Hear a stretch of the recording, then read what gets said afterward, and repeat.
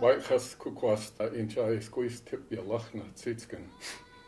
morning. My name is Rodney Costin. My Indian name is Tipyalachnatsitskin.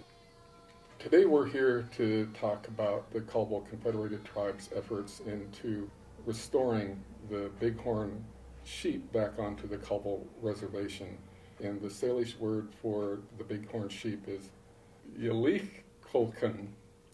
Yil is referring to the roundness, so yi or yir is something round, and chen is the head, so it's talking about the round shape of the horns of the bighorn sheep. Many of our big game animals, were very abundant at one time before contact, including, bighorn sheep. And I know the populations have been really decimated in many different ways for many different reasons, primarily through introduction of livestock and other domesticated sheep populations that brought diseases that they just could not combat. And, with that, thousands of our bighorn sheep populations died off. They used to be here, pretty abundantly on the Colville Reservation, or at least that's what many of the elders here have shared with me. I managed the language preservation program for the tribe, and so I worked with many elders, and we talked about a lot of the importance of our animals and also the wealth of our landscapes and, the habitats. And actually, some of the elders have told me that's how they would define wealth in our ways as Indian people. It's the wealth and, of our landscapes and also of the animals and the fish and everything that was provided to us here by the Creator. And, we live with those resources, and we took care of each other for many years. The Colville tribes, we've, depended on salmon for generations and generations, thousands of years. And, with the advance of the hydropower system through the Columbia Basin, that food source was immediately stopped for all the tribes above Chief Joseph dams. So here specifically on the Colville Reservation, big game has had to take that spot of the salmon for all of our subsistence needs.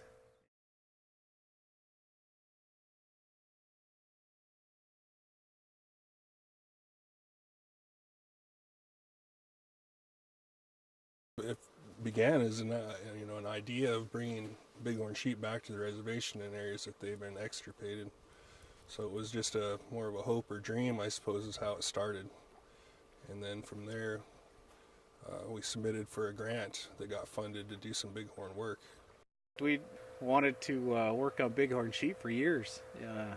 Ever since the 90s, we talked about doing some bighorn sheep work. And basically, we had one existing population of California bighorn sheep, which was in the Omak Lake Game Reserve, and we didn't know a lot about them. We knew that they showed up sometime in the late 70s, early 80s, just kind of on their own.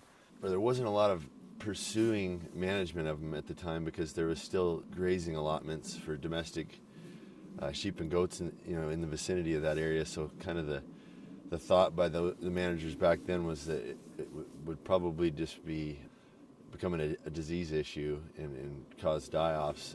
So they didn't put a lot of investment into trying to do anything with that population. The bighorn sheep, I guess you can almost look at it as, parallel to us as Native people.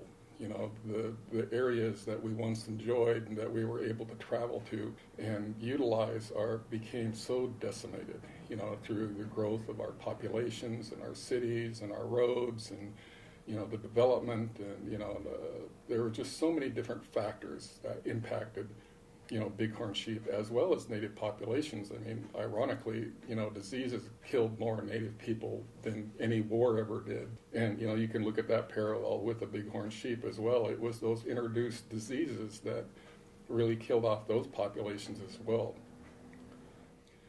And so where we can restore these populations that naturally thrived here all across, the Pacific Northwest at one time, we need to do that, in places that we can, but there's those places that exist, where, the environment is still fairly undisturbed, that allows them to thrive. We need to work together, with our state and federal agencies. We can't do it alone.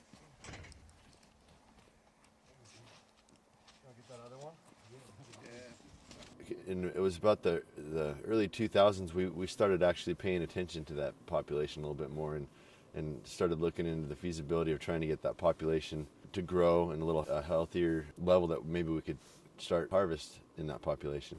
With the bighorn sheep, if you look at the artifacts of our people, our people used this animal in many different ways. We respected them. When I would work with the elders of our tribe, they told me at one time they used every part of the animal. They would even, eat the meat out of the hooves and the ears and the throat and everything else, parts that most people just discard today. They'd use the hides, for clothing, especially for big mountain sheep. If you look at a lot of the buckskin shirts and dresses and stuff, they were actually made out of bighorn sheep. And then, a lot of the horns were made into bowls and spoons and different things. So every part of the animal, they tried to use every part of it.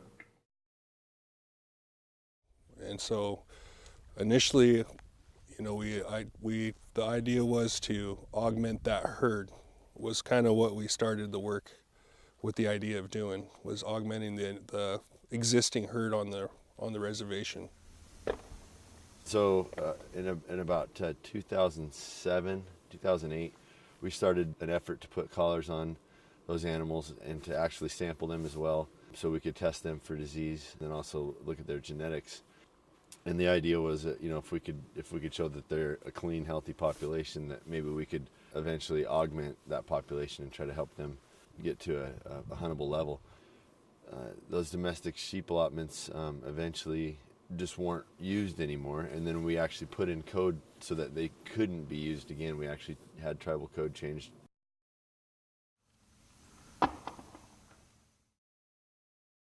Through the grant work and realizing, the susceptibility of bighorn sheep to disease and whatnot, we want to make sure those sheep were healthy before we put them there. So we got the grant and started doing work to test and find out if that herd was healthy enough to receive any augmentation.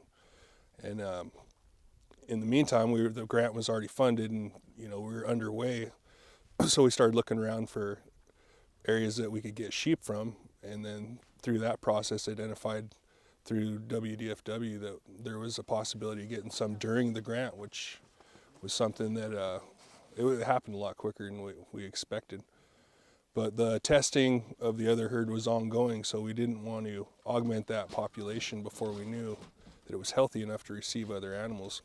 So then the idea was maybe to augment the Hell's Gate area, or put some here that weren't here at all. Then we'd have a clean source of bighorns we could pull from to augment our other herd. And it's all traditional area where the bighorns were. So when we were trying to select, an area for where the bighorns would be reintroduced, Hell's Gate was kind of a natural location, but one of the issues down there was the habitat wasn't quite right. It was too forested. California bighorn sheep don't normally like a lot of forest. They like the open ground. And so what happened was in 2005, when we had a big fire down there caused by some fireworks, it created perfect bighorn sheep habitat. We decided that we had a lot of historical habitat in the Hell's Gate Game Reserve that currently wasn't being occupied by California bighorn sheep. So the thought process there was, well, let's reintroduce bighorn sheep into that historical habitat in the Hell's Gate Game Reserve, and then when we get that population to a sustained number that we think we can take from, we'll actually take some sheep from there and augment that Omak Lake population. So that was the original plan. 08 or 09 was the first capture release, and so yeah, I was there for that. Green as could be, just a starter. Yeah, it was neat to be able to start when this whole project started, or at least the capture stuff started. The first The first capture we attempted was at Mount Hole, and it was a ground trapping effort. And conditions weren't real great for doing that. And that was a cooperative ground trapping effort with Washington Department of Fish and Wildlife. And we ended up only getting 7 animals, so it wasn't as productive as we had hoped it would be. And those were the first animals released into the Hell's Gate Game Reserve. And we ended up following that up with multiple aerial captures down at the Titan and Clemens populations, which are co-managed between the Yakima Nation and Washington Department of Fish and Wildlife.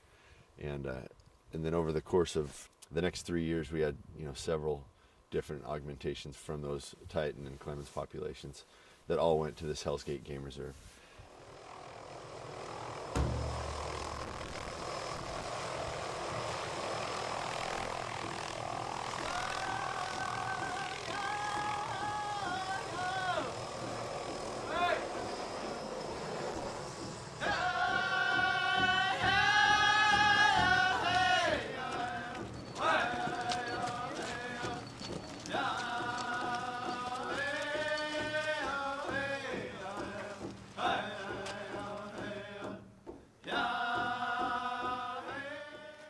I remember that the sheep were all really tame. They were all coming up and licking the rigs because of the stuff that they spray on the roads, keep the ice down, and it's almost like they were pets in a sense. They just come right up real mellow.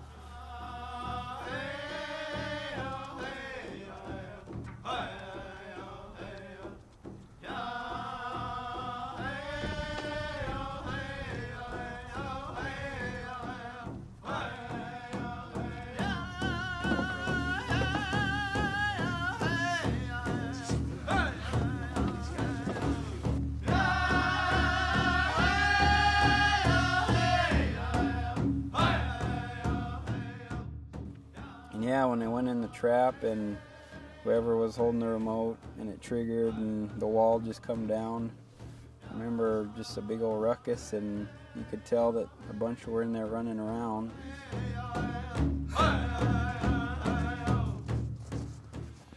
Yeah, so the animal capture and handling is, it's not something you see every day. And so we tend to try to get as many of our staff involved as we can when we do this. And we, there's a lot of moving parts. We tend to try to put people that are newer in maybe less aggressive situations where they get to kind of participate but still observe and kind of learn, so we're not just throwing them to the wolves. So they kind of ease into it a little bit, and then as they gain comfort level on doing different tasks, whether it's taking blood or even just writing down data, we just kind of ease them into it so that their comfort level's there, and then eventually pretty much everyone gets to a level where they can perform any duty. Working with other agencies and other bios and people with the experience of doing it, a lot of that knowledge is passed on while you're doing it. It's hard to get that in a classroom setting versus being out there on the ground and seeing and experiencing it. So that's just irreplaceable time in the field.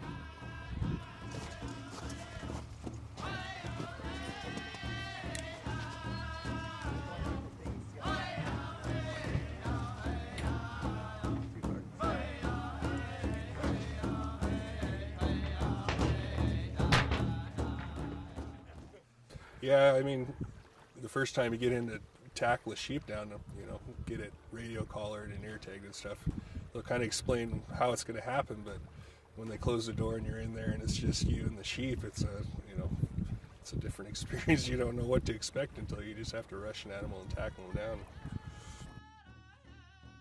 It's kind of, everybody looked around and said, who's going to do it? And I guess I just said, sure, I'll give it a shot. And I kind of fell in love with it. It was, it's real up close and personal, and every time's a little bit different than the first. So.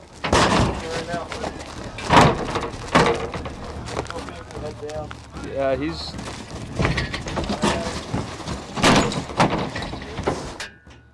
such a strong animal. It's definitely a 2 or 3 man job with the big rams. I've been in there with just 2 guys, and it wasn't happening. We had to call for a third. But the ram getting hung up on the trap, no, that's just something you don't plan for, and those kind of things crop up all the time, and it's on the spot. You have to figure out a solution really, really quick. What do we do about that? Turn them down? As you can, something lift them up.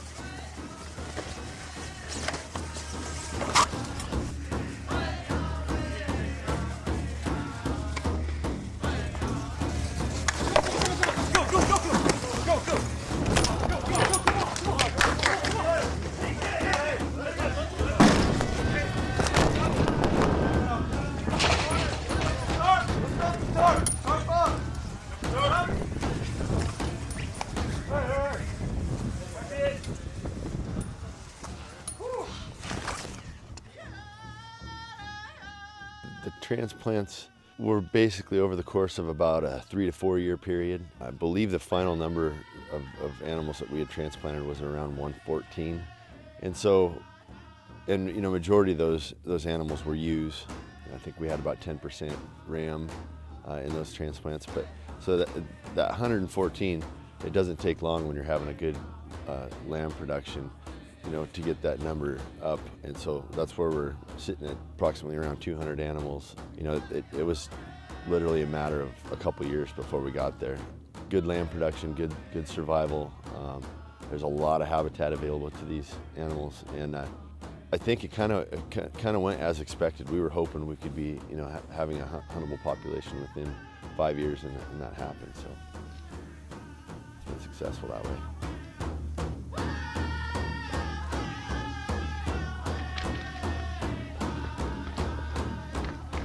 Yeah, always been hunters in my family. It's been a big important deal, and yeah, to see, when I started working here, there was no bighorn sheep down here, and then within a matter of 3-4 years there's sheep here, and then within a matter of 4 years, 5 years till the first hunt. It's a pretty big deal to be able to come down here and to see them. Just to see them is neat. I mean, especially bachelor groups of rams or something, they look pretty neat.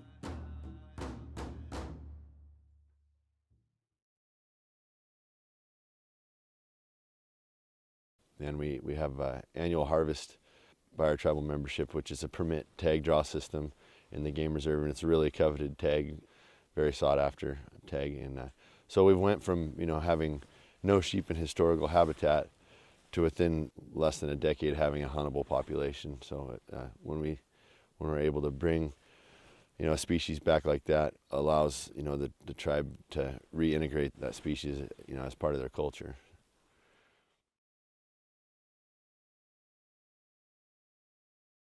The population grew up over 200, and management dictated that we would be able to allow hunting at that point, and that's what we've done, and members have been able to come in here and hunt for a few years now. And we still have the desire to augment the other herd. We actually did augment the OMAC population after testing results came back negative for any disease, and we put 18 ewes in that herd. And from memory, I want to say the high count on that was in the mid-50s.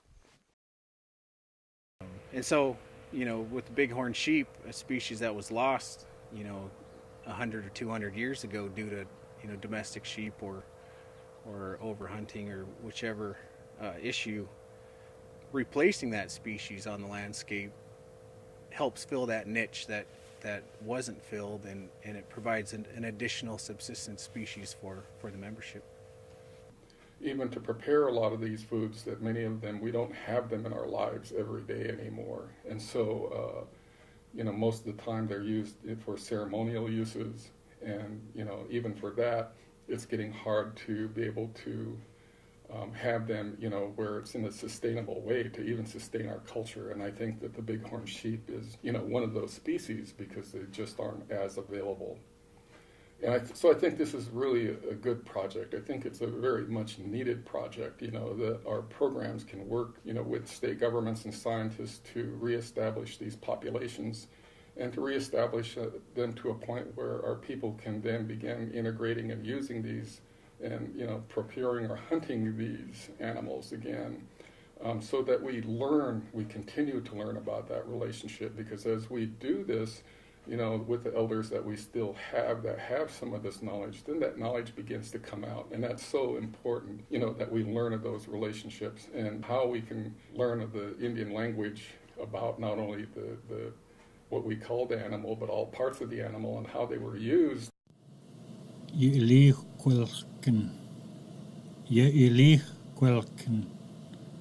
bighorn sheep male. Smilza,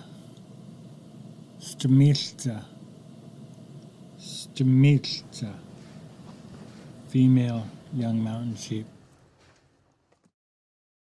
What memories our elders have today. That is so important, that our people understand and they know that our young people especially, so that in years to come, we're not going to ever be able to restore the landscape to what it once was. We know that. But we can look for those areas that we can protect, that we can restore back to as much as we possibly can to what it was like once before. My dad was able to draw a tag and take one just right over there on that ridge. I mean, that's pretty neat. Because I think there's only 5 tags given a year for down here. But yeah, it's a pretty big, important deal to be able to see that big of a change in a short time.